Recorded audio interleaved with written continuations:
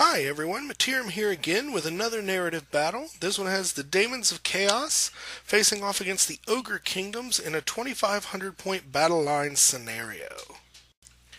As he led his elite troops into the mountains towards the Bretonnian ritual site, Tokran should have been wrestling with doubt. He had just left the tribe he had spent his entire adult life fighting to control, in the hands of a Noblar, and he was heading to a powerful ritual that would require him to put his trust in the humans of Bretonnia. But no matter how much more intelligent than his common kin he was, Tokran was still an ogre, and now benefited from the bullish single-mindedness his race was known for. All he saw before him was the suffering of his daughter, and that the means to end it was in his grasp. Nothing else mattered. As the ogres arrived in the center of the ritual site, the damsels that served Lady Aveline directed him to move the cage containing Torga to the center of a magical circle they had forged in the field. Though it pained him to look on the diseased and pockmarked form of his daughter, Tokran did as he was bidden. The ogres stood as the ritual was performed. It seemed like hours that Lady Aveline chanted, and her damsels poured holy water over the form of the corrupted ogress, each splash causing a cloying green mist to rise from her skin and form sickly clouds above the ritual site. Tokran looked on with hope as Torga's skin began to heal and return to its normal healthy complexion, but those hopes were checked as a dark voice emanated from the green clouds. "This is the child of Grandfather Nurgle, Bretonnian wench, and I shall cease your meddling." Everyone looked up to see the face of Kurgath Plaguefather in the green mist. Other faces of plague-bearers began to form, and all present realized that the ritual had gained the attention of the demons, who were breaking into the world to stop it. "Tokran," Lady Aveline called, "you must stop the Plaguefather. If he disrupts my ritual, there will be no hope for your daughter."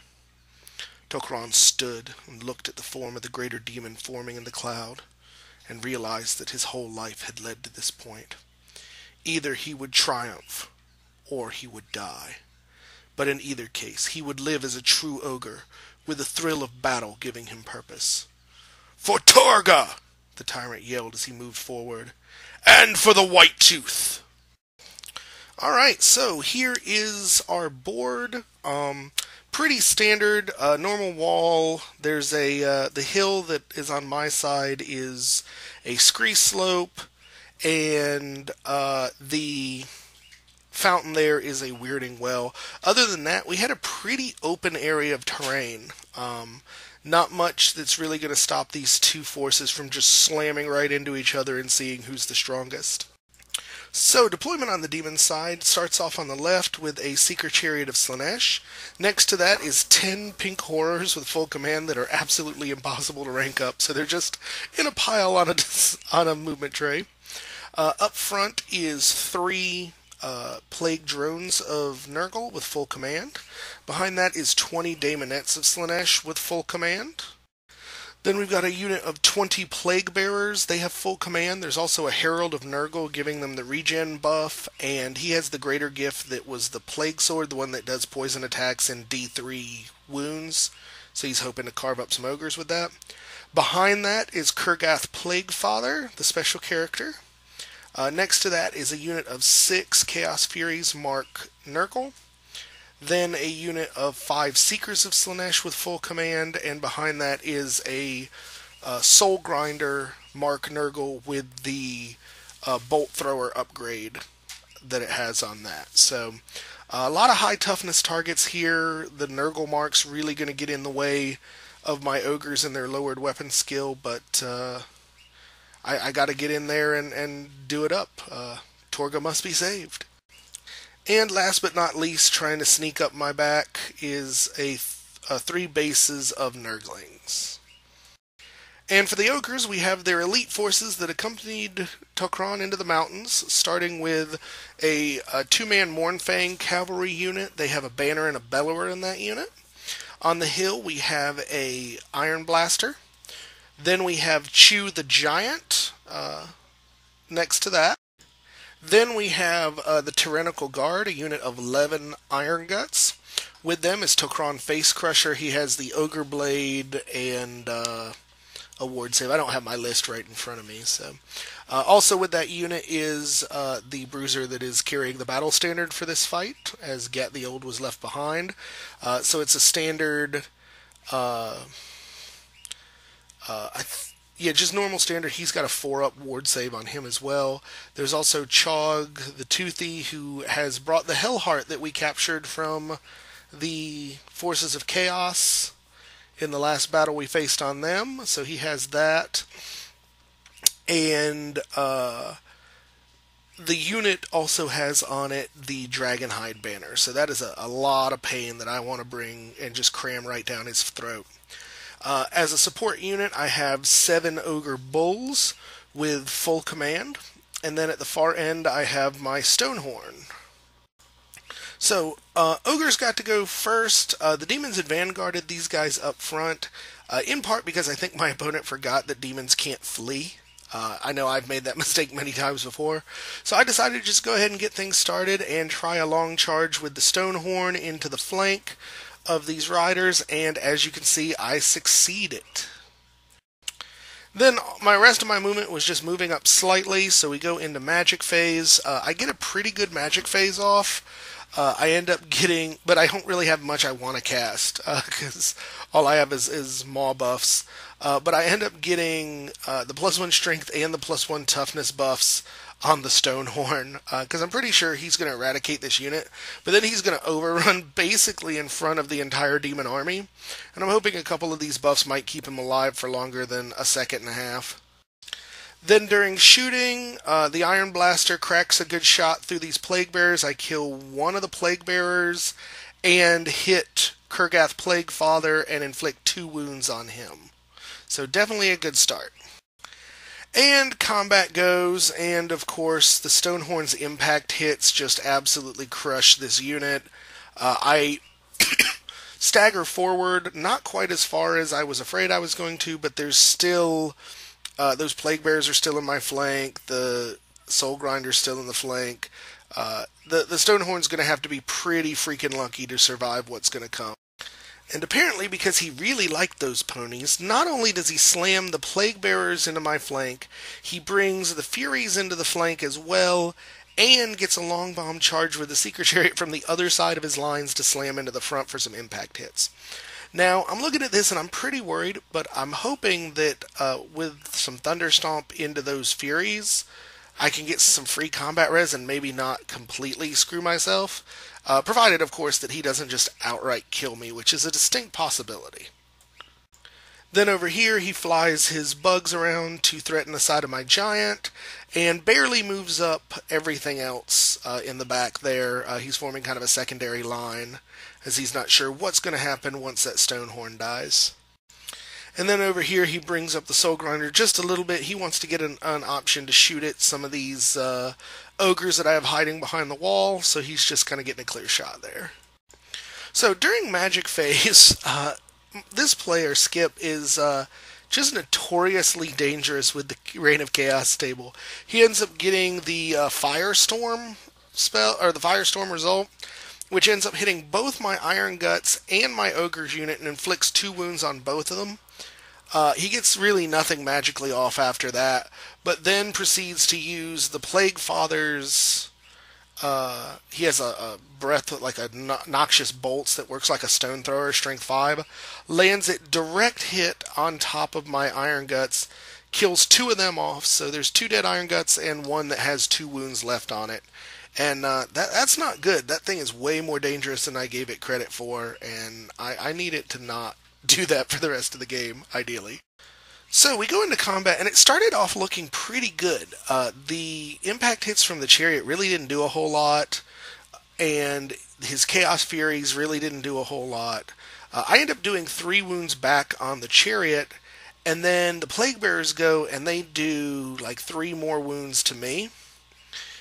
And then I go to Thunderstomp thinking, alright, this Thunderstomp is going to even me out, I might not break, and I end up completely whiffing on the Thunderstomp. I do no damage from the Thunderstomp against the Furies, and I lose, and I'm down by 3 or 4, and I break. The Furies run me down and destroy me. the Plague Bearers and the Chariot reform to how you see them here. Now this is kind of good for me because it gives me some good opportunity for some hitting that Fury block with my big Ogre unit and overrunning. So I'm kind of trying to make some lemonade out of lemons on this one. And here's an aerial view of everything I did this turn. Charges, I slammed the Mournfang into the front of the Chariot. It's only got 1 or 2 wounds left, so I'm going to kill that in impact hits. Then overrun into the flank of the Plaguebearer unit. I hit my big Iron Gut unit with the characters into the side of the Furies. I'm going to destroy them and overrun, and if I can overrun enough, I'm right in line to clip the corner of the Plaguebearer unit. And that's going to let me essentially charge into the front and set up for, during my opponent's turn, already having the Iron Guts in the front and the Mournfang in the flank of his primary Anvil unit. So I'm really looking good there. I end up moving the cannon up over here, so I've got a shot at the Soul Grinder this turn without shooting through the combat and whatnot. I bring up the Ogres here to support. I couldn't really get them enough to get in the way between the Soul Grinder and the Iron Guts, so I'm taking a risk here if those Iron Guts just whiff or I don't overrun enough. And then Chew the Giant turns to the bugs and gets his big club ready to do some bug zapping. So during Magic, he totally held me off of getting anything. Shooting, I put 4 wounds on the Soul Grinder, and then we come to combat. And in combat, I absolutely destroy both units and succeed on my overruns. So, end of the turn, this is what we're looking at here, and I have brought just a ridiculous amount of pain into those Plague Bearers. I'm hoping I can do enough damage to them past their regen to just crush them. Because if I can do that, I've basically taken a huge hit. Now, the thing I've got to worry about is those Mournfang have presented a sexy flank over there, and it's going to be my opponent's turn next, and he's going to countercharge like a crazy man, and it's going to turn into just this big, massive mire of combat here in the front, and all I can hope is that my Ogres are able to stand able to handle the test here. If not, this could be very close to the end of the game. And I didn't get a shot of movement for my opponent's turn. The game was going kind of quick, but he slammed these bugs into the front of Chew. During combat, Magic, he got nothing off. He had nothing shooting, and you'll see why in a minute. But during combat, Chew actually strikes first, gets a thwump with club, and I'm thinking, this is awesome. He's got initiative 2. He's going to fail this. I'm just going to annihilate this unit. And he rolls a 1. So Chew does nothing, and the 3 bugs do damage to him and do 3 wounds, but he's stubborn and he sticks. Now, well, I'll talk about what I did wrong here in a minute, but Chew is getting beat to death by bugs, and that makes me sad. So now you're looking at this picture going, what in the hell happened? Simply put, he charged everything in. Soul Grinder hit the tip corner where Chog is in the Ogre unit. Daemonettes came in the flank of the Mournfang. Kurgath came in the flank of the Mournfang. Pink Horrors came in the rear of the Mournfang, and it was bloody. But my Mournfang have awesome armor, and he wasn't able to punch through it. 1 wound total was done to the Mournfang by the Plaguefather, the Pink Horrors, and the Daemonettes all combined. There was 1 wound done to Tokran in by the Plague Bearers, and 1 wound was, that must have been Chog during the challenge. So Chog challenges, his champion answers. Tokran had moved to the front, and his Herald with the D3 wounds takes a swing at Tokran. Hits twice, wounds twice. I fail the armor save, and then roll 2 1s for the ward save. I'm thinking Tokran's dead. Until I remember that I have the Dragon Hide banner on that unit, and this is a turn I overrun, so I count as charging. So I get to reroll both of those 1s, and they turn into a 5 and a 6, and Tokran saves both. Tokran then turns around and murders his Herald before anything else there goes, so the unit does not have regen just the 5-up ward, and the Iron Guts just eat them alive. The whole unit's destroyed. The Mournfang do a decent amount of damage, and so I won this battle by like 21. It was pretty ridiculous, and everything popped. Kurgath died, the Plague Bearers are gone, and this is all that's left, what you see here. So I go into my next turn here. The Mournfang are kind of dealing with stuff over here. I do charge the Iron Blaster into the flank of these pink horrors, figuring we'll just clean them up. And really, at this point, the Ogres have broken the back of the Demons, and it's just a matter of cleaning things up. I really think the only reason my opponent said that he wanted to keep going with this is just to get more pictures for the battle report. And for that, I thank him, because this... After what happened in that combat last turn, this could not be an easy game to stomach here. And now this is where I said I would explain what I did wrong. I'm close enough to the fountain there to use its ability, so I did, and it healed Chog up. But I don't think I'm allowed to use it if I'm engaged in combat. And so I very much apologize to my opponent. But it doesn't matter. I ended up getting the headbutt. It failed to do anything, and they turned around and did 4 wounds to Chog there. He's desperate to get the points.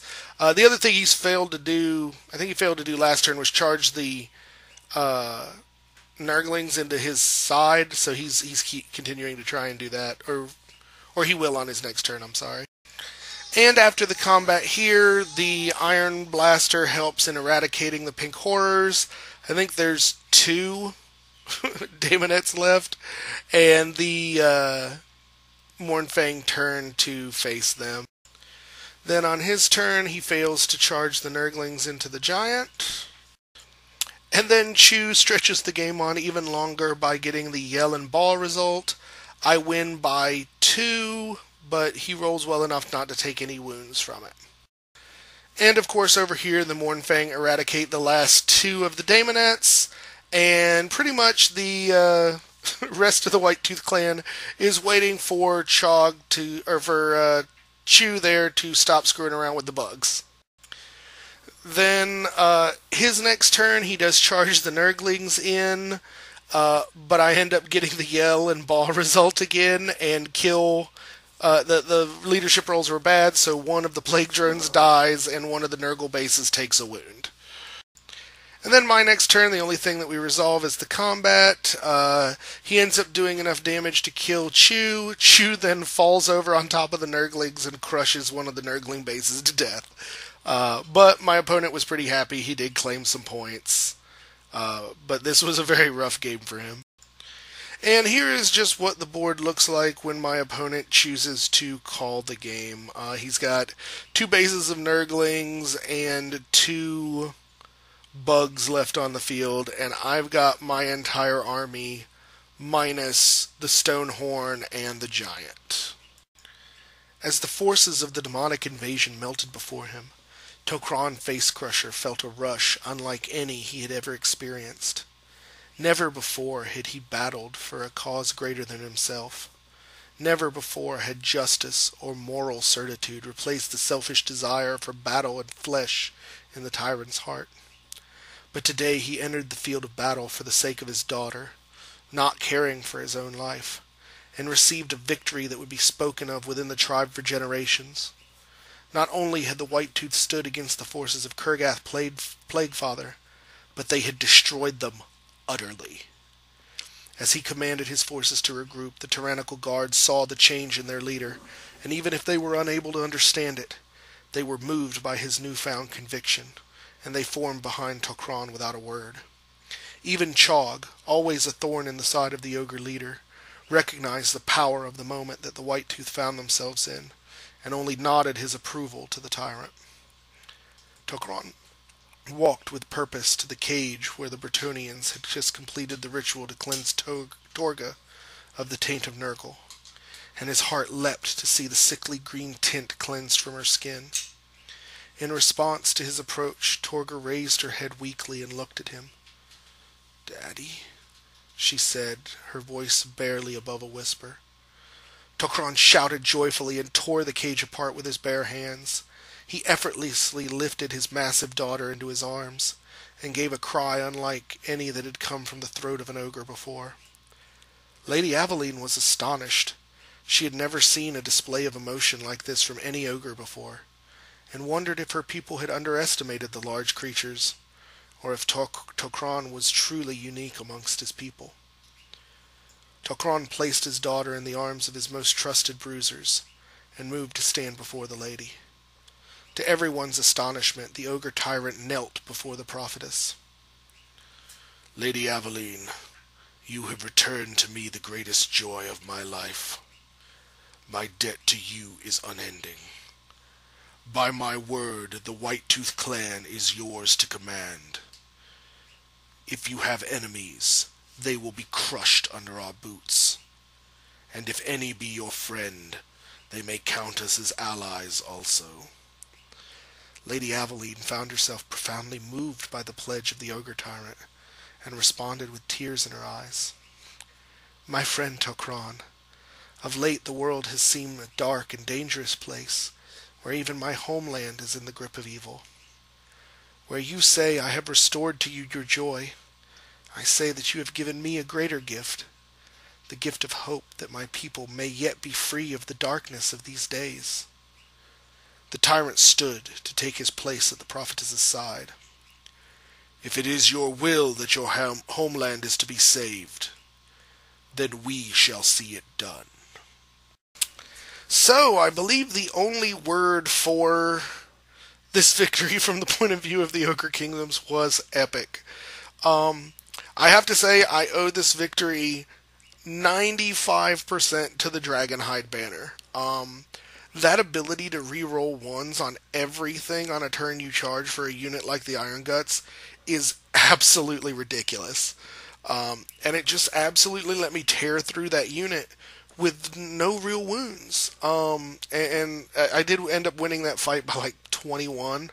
So there's really nothing those demon units could do except for hope for the double ones, and they didn't show up for him. So I definitely like this build. I restricted myself to just the elites of the Whitetooth army, so no Saber Tusks, no Noblars. I kept the lower casters out of it because these are just the guys who went up into the mountains with Tokran. It was a lot of fun. I think it was somewhat less fun for my opponent, but I really do think that's how ogres have to win. You have to be able to hit like a truck with as much as you can, and either you win and it's just this crushing victory that sweeps through, or you're stopped and your opponent can outmaneuver you and just outlast you, because the ogres just don't have the bodies or the defenses to deal with any sort of long-term drawn-out battle. I do think I like the Hellheart, understandably so. I used it turn 2. I didn't really mention it, but I was having crap for magic rolls. I think the highest I rolled for magic the whole game was 5 dice. My opponent did better on the turn where I hit in with everything, but that's when I popped the Hellheart, and he ended up losing basically all of his dice from his pool. Nothing long-lasting happened to the units, but the miscast results ended up making him lose all his dice from the pool, so he had no chance to use buffs or anything to pump him there. So it was a pretty decisive victory. I think a very fitting end, or I guess conclusion to this part of the Ogre's story. I was very happy to see Torga was returned to her family safe and sound and cleansed of the taint of Nurgle. And now that the Ogres have placed themselves at the beck and call of the Bretonnians, it will be very interesting to see how or I guess the beck and call of the good Bretonnians, let me put it that way. Be interesting to see kind of where things go in the Bretonnian story from here. So, all in all, it was a fun game. Thank you guys for watching. I hope it was entertaining, if slightly short for my normal battle reports. If this is your first battle report of mine that you've seen, please subscribe to the channel. We do stuff like this all the time. Like and comment to the video if you have any questions. And other than that, I thank you guys for watching, and we'll catch you next time. Bye now.